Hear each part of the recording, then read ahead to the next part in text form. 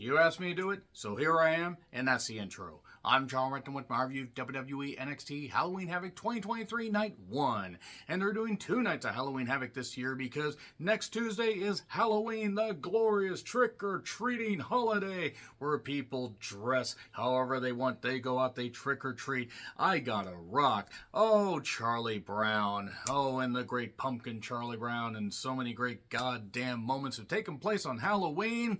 What are your favorite Halloween moments? Did you have a lot of fun trick-or-treating when you were a kid? What did you get to do? What did you dress up as?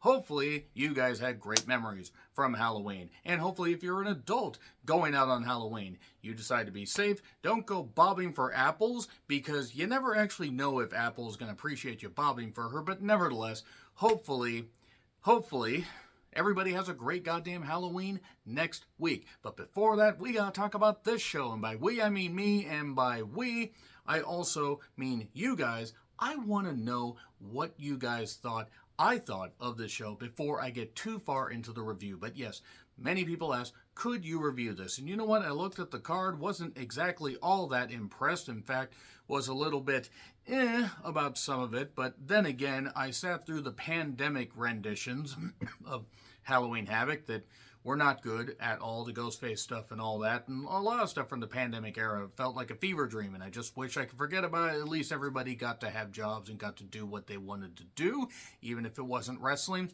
But this was better than that, I will say that much. And it's a Halloween tradition unlike any other. And I was mainly here for the main event, and we'll get to that because going in reverse order would be really weird. So, there's no escaping the Havoc, and then we go right into a performance by New Year's Day, performing Vampire, because there's a Y in day, and then there's a Y in Pyre. Why Pyre? Why not Pyre? So, Ash Costello is fucking gorgeous. My God damn, she looks great. Now, I've listened to her music before, and somebody sent me this clip, a really good friend of mine, and I was like, you know, I recognize her. I hadn't listened to her music in a while. I was like, yeah, goddamn, she looks great, sounds great. This is music, unlike whatever Raw and SmackDown have for themes, because there's good rap, and then there's whatever those people are doing, and whatever they're doing is not rap. So anyway, video package of all the highlights, including the former Brian Pillman Jr., now Lexus King, watching on, and various video packages. Spoopy sets, and Shotzi is Pinhead. You know, it's funny, when I saw her, I actually remembered the backlash and the flack that I got for what I said about the lead actress that played Pinhead,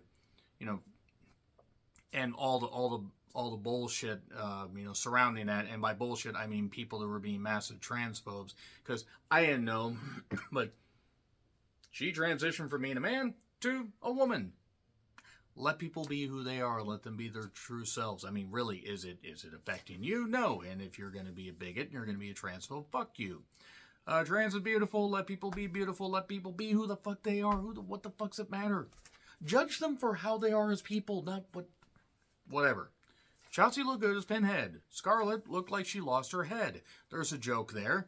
And this is scripted ridiculousness. And then Roxanne is Freddy Krueger. Roxanne was not even 10 years old when the 2010 version of Nightmare on Elm Street came out. And that bothers me for some reason. Not that she can help when she was born, but I was 29 when that movie came out. That movie was ass. Kiana just arrived in a copter straight out of Revolution X without Aerosmith. And it's Roxanne Perez versus Kiana James in a Devil's Playground match where it's Falls Count Anywhere and there's weapons and all this stuff and everything. A swing set with a devil's face on it. And a little slide that you would put in a kid's sandbox for if they're like 4 years old. And given the fact that Roxanne seemingly talks like a child that is constantly in timeout, that kind of makes sense. She's also barely taller than the slide. But the slide also has fake blood on it. And then there's also, Kiana gets her bag involved, and then she gets a laptop out of it. And Booker is once again completely insufferable. They need to remove Booker from commentary. And it's not about muting Booker, because I like Vic Joseph. 2, if you mute the goddamn commentary, you can't hear the impact of the moves. You can't hear the chops. You can't hear any of the stuff. You can't hear any of the match. So just cut out Booker because he's a rotten, cantankerous, and cancerous goddamn, commentator. Just remove him. Just remove him. Get somebody else there that's actually good. And Booker is a smart guy that knows wrestling. Evidently, he just wants to sound like an AI program having a stroke. So, this was shit. This match was shit. It's not going to be too hard to figure out how I felt about most of this goddamn show. In fact, I'm just going to say it right now. Outside of the main event, this was a putrid episode. This was utterly putrid. This wasn't the most putrid thing on the show, but Pop Rock's on the bag, the empty bag, 1, 2, 3. There was also a kiddie pool full of stuff that never got used, and that was it. Just putrid. Vic did 2 sit-down interviews. He interviewed Mello. Did he attack Trick? Mello says no. He did. Mello can talk. Mello is very, very good. And I really hope that they continue to do great things with him on the main roster. So, there's card reading, tarot card reading with Metaphor. Can we, have them possessed by people with personality? I hate Metaphor. I hate him. Hate him. This is the worst goddamn faction in WWE. I don't know if I hate them more than Pretty Deadly, but since there's 4 of them, I guess I can hate them equally. So Tozawa steals the trophy, just in case anybody wanted to take this seriously. Then again, the kids' slide with the goddamn fake blood on it, I guess, should have meant that we weren't going to take this seriously. And look, I know it's a holiday edition. I get it. People are going to have fun. I'm sure the wrestlers had fun with it. But god damn it, if you can't take things at least halfway seriously, what the fuck are you doing? Pillman Jr., a.k.a. Lexus King, slides in on a throne. Not the only throne we see tonight. Some of the show made me feel like I should be sitting on a different kind of throne and getting rid of whatever I had to ingest from this. He faced Dante Chen. Remember when they tried to push Dante Chen and gave him a backstory for about 5 weeks, about 2 years ago? Yet I went nowhere. I didn't care about this. I give it 2 years before Pillman Jr. flames out in NXT. He won with a twist off the second rope. Booker laid into Pillman. Nobody really had anything good to say about Brian Pillman. Booker, it's a shame you weren't in that Humvee instead. Because Pillman would actually be beneficial to the current product. So anyway, we have the Italians and Chase University doing scripted stupidity. JC looks great. Kalani Jordan took on Ariana Grace in a semifinal breakout tournament match. Why is Ariana Grace a pageant queen? I know that she was injured for a while. I do recognize that she also is a lot like her dad in this sense. She has a gimmick that annoys me. Hopefully she doesn't have his views on world events. Anyway, Kalani won? Yeah, Kalani won. There were people in costumes backstage, by the way. I'm sorry. She won with a split leg moonsault. It wasn't bad. If this had been maybe half of what it was, because there are a lot of talent. There's a lot of talent, as far as men, women, animal, vegetable, mineral, doesn't really matter, that aren't bad in NXT, but NXT really should not be on cable. It really should be on Peacock. Or it should be on a streaming service where the rights fees are decent, but just, I'm sorry. They should not be on cable. This is not a cable show. Von Wagner is recovering, and Robert Stone says, "You're my friend, so I'm going to get a few shots in on Steiner." Shotzi is Edward Scissorhands. I don't know what the hell Scarlett was. And then the Creeds with Ivy Niles show up, and they're upset at Humberto and Angel, and they spin the wheel, and it's going to be a tables, ladders, and scares match. Again, just in case we are not even thinking about the idea of taking this seriously, this pretty much stamps on that whole goddamn thing right there. So, the Italians took on Fake You, and that's what they are, because it's fake and it's stupid, and I hate it. It's for the once prestigious NXT Tag Team Championships. Remember when the NXT tag titles were defended and actually had good matches and it wasn't cartoonish bullshit? I don't know who the bad guys were supposed to be, and I don't really care. I know JC and Thea are like dark characters. JC has influenced Thea to dress darker and everything. There was a diving headbutt for no reason. Andre would not use Devin's Storm, aka the crowbar. And then one with a roll-up. And that is the last goddamn NXT tag title match I'm going to review. I don't fucking care who wins it.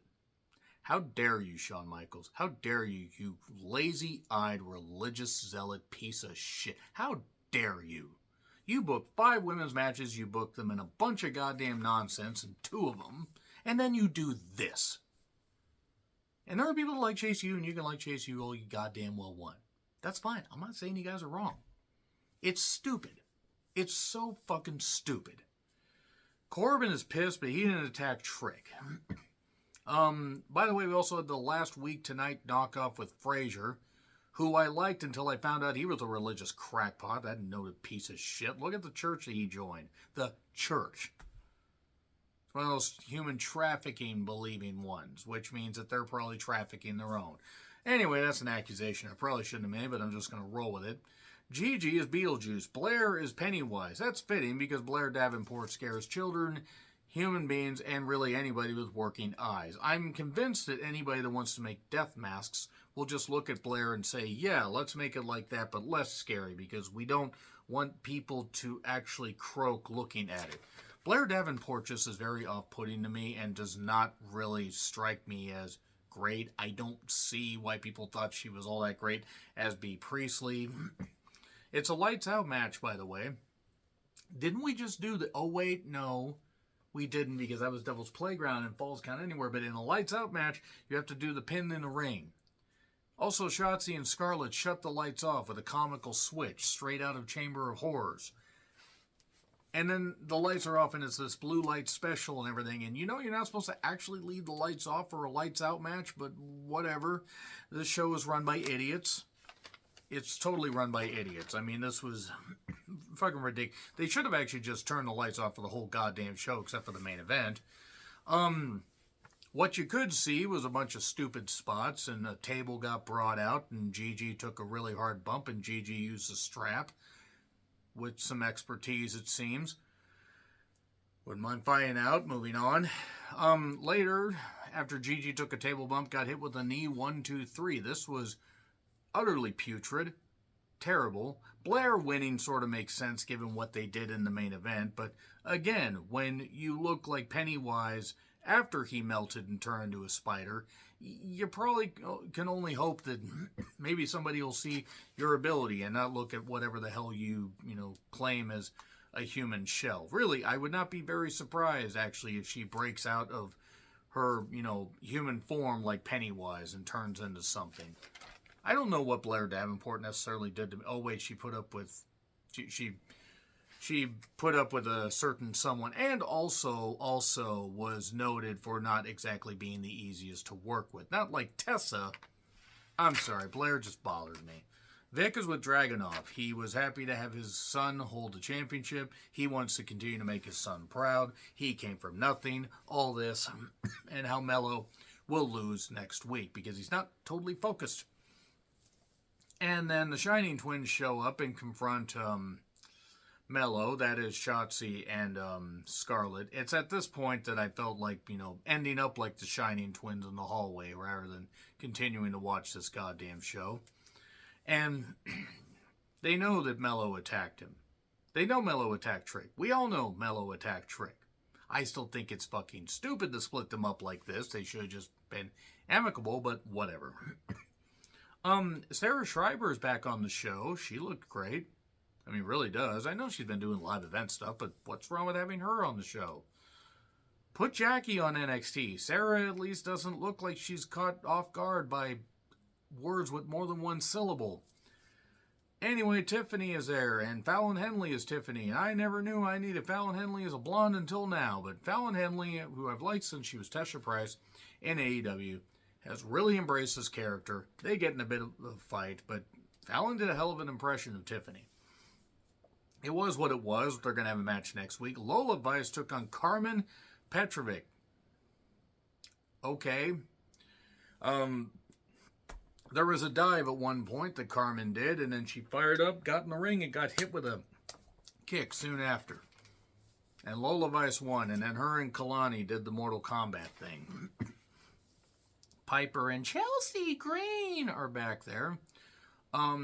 Chelsea Green's Red Riding Hood outfit actually reminded me of the 2011 Red Riding Hood movie, but Chelsea Green was, at least, that's the best impression you're going to get, by the way, this late.